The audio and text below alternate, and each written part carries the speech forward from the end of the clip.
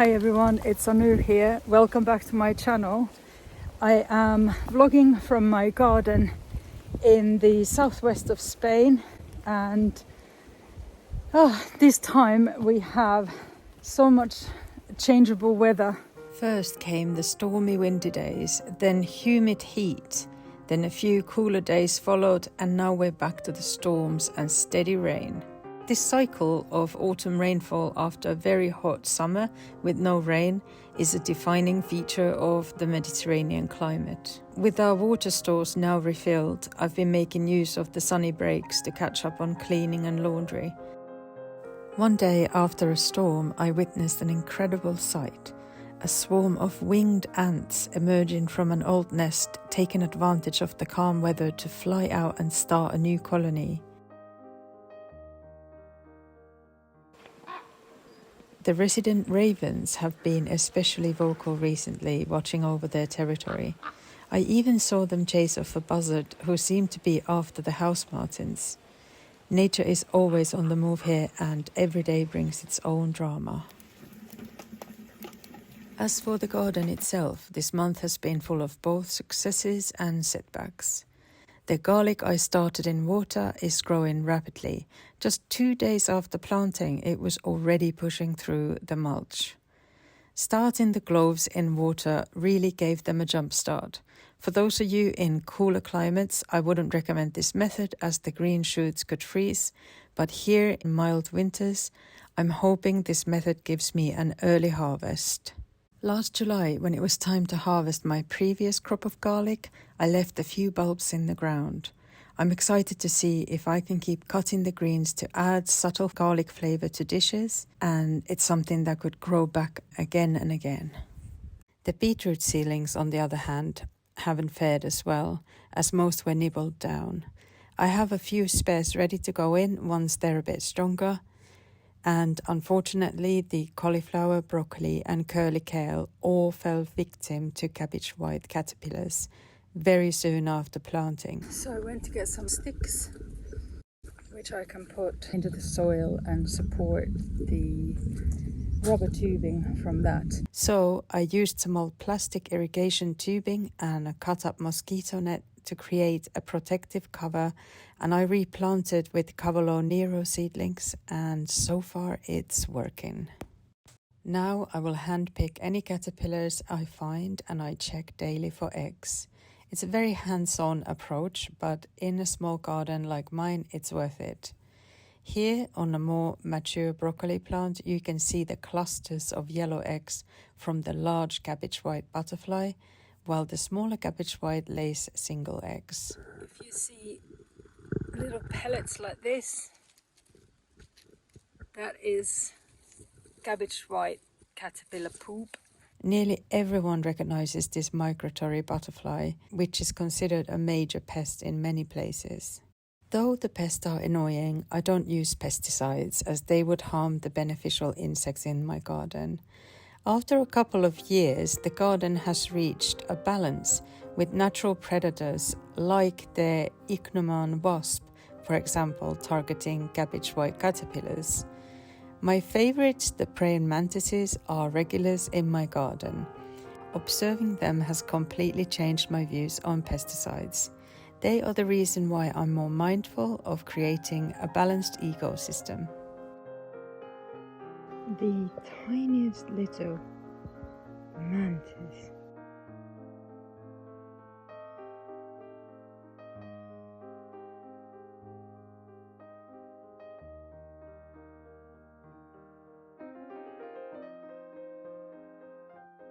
The Victorian climbing peas are just beginning to poke through, but despite planting nearly 200 seeds over 2 rounds, only a few shoots have appeared, likely due to some nibbling visitors.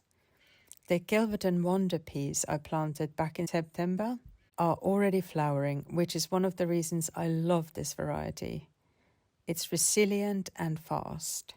I planted a batch of cilantro nearby as a seed stock plant, which I leave to mature here next to the trellis for easy seed harvesting. Get down now.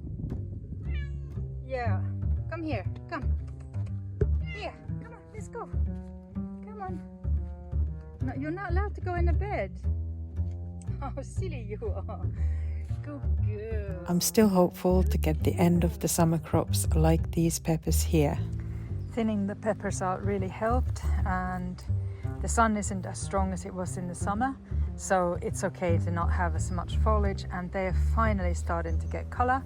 And I could take this one in, for example, to ripen indoors. Last month I started gardening using the square foot gardening method, and I decided to plant below the summer crops like peppers, aubergines and basils. They're still in place, and I'm debating whether to overwinter them in the beds as perennials.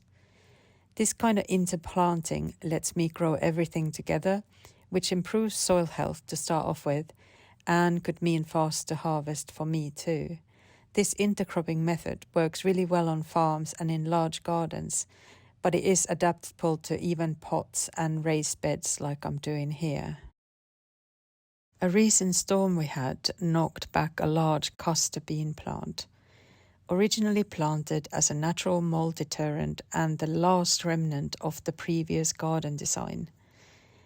Now that new castor bean plants have sprouted all around the terrace, I wasn't too worried about cutting it down. I decided to cut them down, and now I just got to deal with them because the sap and the seeds, which it has a lot of, are very toxic.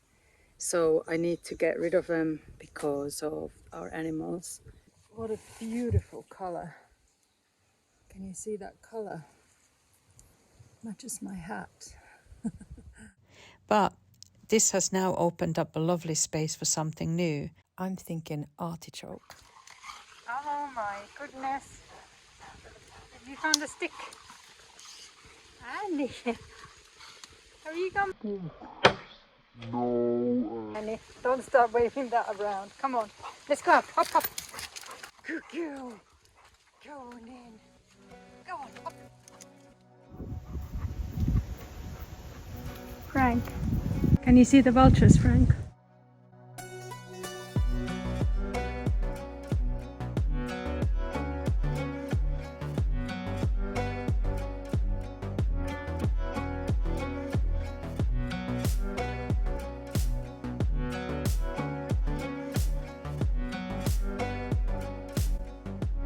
On the upper terrace, I'm still waiting to harvest loofahs, bottle gourds and the last cucumbers of the season. With the weather turning more humid, I'm thinning the foliage on the vines to increase airflow and help prevent disease. This way the plant can focus all the energy on ripening the fruits. I'm glad I tied it up because this has been a storm to remember. We're getting so much water and the wind is really high at times. So right now it's sort of calm. I didn't even think about the weather changing and it being so brutal. Always worth tidying up. Down in the orchard, we had a nighttime visit from a family of wild boars. They dug around the trees until John and Annie scared them off. John reinforced the fences and so far they've stayed out again. They don't seem interested in the plants though, which makes me wonder why they dig around the trees like this. If anyone knows, please share that with me. Luckily, they didn't reach the asparagus bed. These plants are 3 years old and I'd be devastated if they were uprooted. Last November, my mum and I planted wild strawberries with the asparagus and they've been giving us tasty berries all summer. Unlike regular strawberries, they multiply through root division rather than runners. So we split a couple of plants to expand our patch into a dozen, and it was well worth it. I've also harvested the last of the olives. It's a very small yield this year due to hard pruning in February, fungal disease called peacock spot, and some storm damage. But the olives I picked are plum and much larger than last year's. I'm happy just to get a couple of jars. After 2 weeks of soaking them in water, I'll put them in brine where they sit for a few months to cure. Now, with cooler nights ahead, I'm also preparing to protect some of the more tender plants. Please don't laugh at my little greenhouse experiment with bubble wrap as my insulator because it actually really works. My mango tree, umbrella tree, and hibiscus, monstera, and an irisine. These rocks heat up here right in the sun. This is the warmest area in our garden. And during the summer, for example, this area cannot have anything near it because it's way too hot. And that's what's helping these plants to stay outdoors for the whole winter. Lastly, thank you so much to everyone who has subscribed and reached out. Let me know where you're tuning in from and what you're planting, or any tips you'd like to share. Drop your thoughts in the comments and feel free to ask any questions. So until next time, happy gardening!